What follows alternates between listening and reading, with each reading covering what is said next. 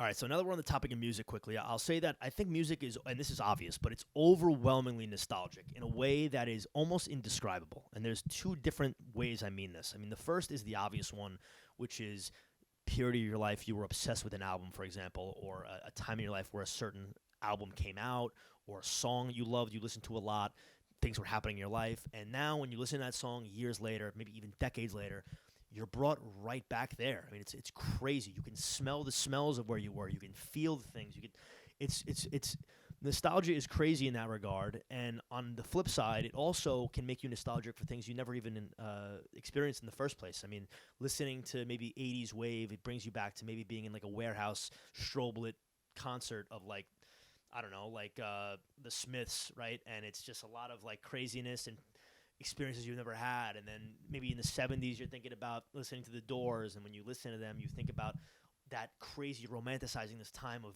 this hippie culture. And maybe it's also like the photography, the way like the quality of the video wasn't as good. It has a different taste to it, a different feel to it. And I mean, some of my most prominent ones are when I was a child, and I mean, I could go on for days. I don't want to get crazy here, but it's an overwhelmingly emotional thing. It's almost like an uncomfortable feeling when you hear something, because you don't want to almost waste it. I feel like when I hear a song that means a lot to me, that reminds me of something, I kind of don't want to listen to it because I can check that feeling and I go, okay, I know that feeling exists, but I don't want to almost burn it out where now I'm creating a new overlapped embedded memory of like what I'm doing now. So I'll give you one quick example.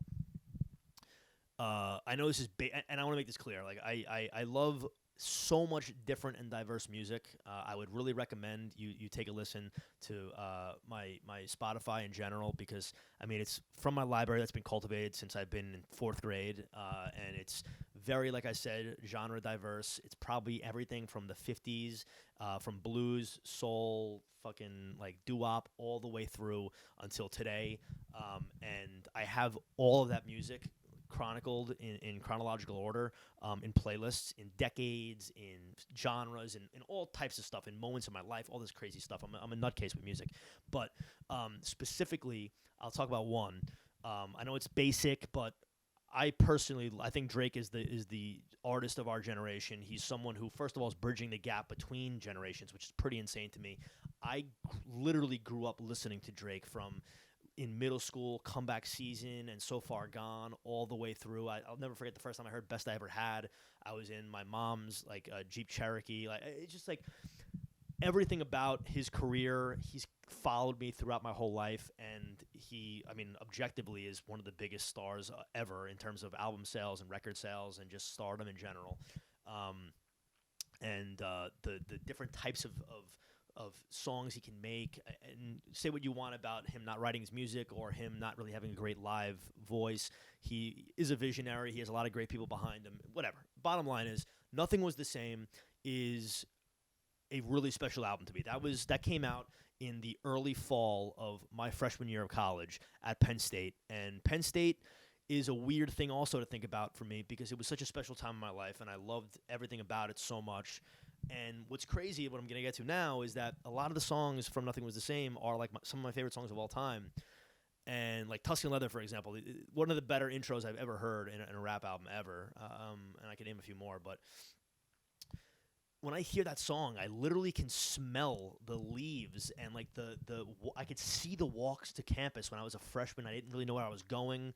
I can see the dorms of when I was a freshman, and I can remember the people that I haven't kept in touch with in forever, that I lived with when I was a freshman.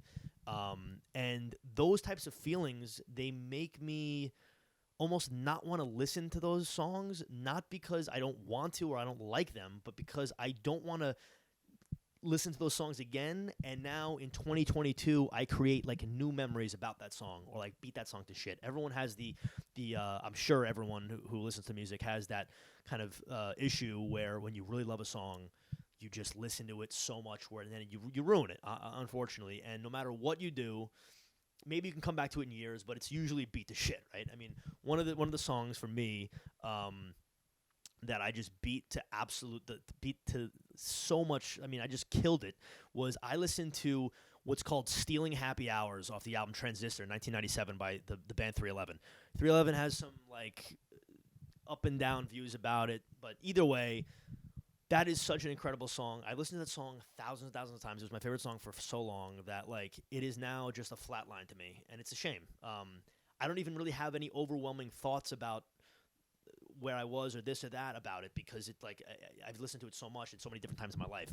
But there's other albums that I pull from that I think I can feel and see and smell and all the things I was doing at the moments that I listened to the album the most. So I think nostalgia is very important. And to piggyback off of that, I think that there's this weird like obsession and romanticism of nostalgia in a negative way. And I'll give you one example. I'm seeing ads on Instagram now for like these cameras that take like shitty low res photos that look like it's like taken from like 1993. The reason why the photos in 1993 look like that is because the tech wasn't up to the standard of today. So it's great, and I have an appreciation for flipping through albums of photo albums of me as a child in 1997 maybe, or like when I was a kid, and we'd have like videotapes of going to Disney World or Christmas or parties or this or that. But the fact of the matter is, grow up. We're not living in 1998 anymore. You don't need to take a low-res picture or a Polaroid picture at the club you're at in the Jersey Shore in 2022.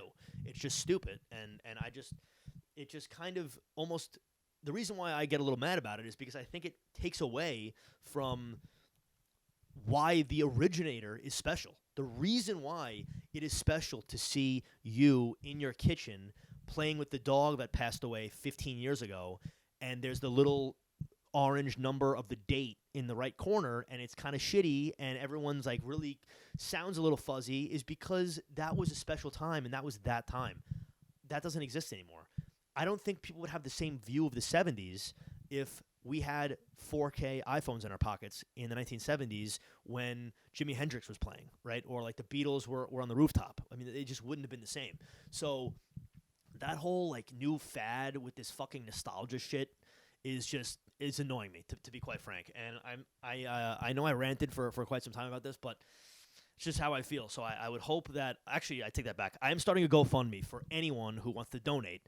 We are going to take down successfully any company that is making and producing and selling to the public any type of nostalgia porn, which is fucking CD, cassette players, Walkmans. Like, you're going to walk around with a fucking Walkman now like it's 2003. My first album ever that was burned for me was by my friend Matt Sirianni in, I think, first grade, and it was Nellyville. Unreal. Or no, it was Country Grammar. I take it back. Country Grammar. But anyway, yeah. You don't need to be walking around with this fucking camera that doesn't even fit in your pocket, that takes a 2 megapixel photo. Okay, it's 2022. Grow up. And that's all I got to say about nostalgia.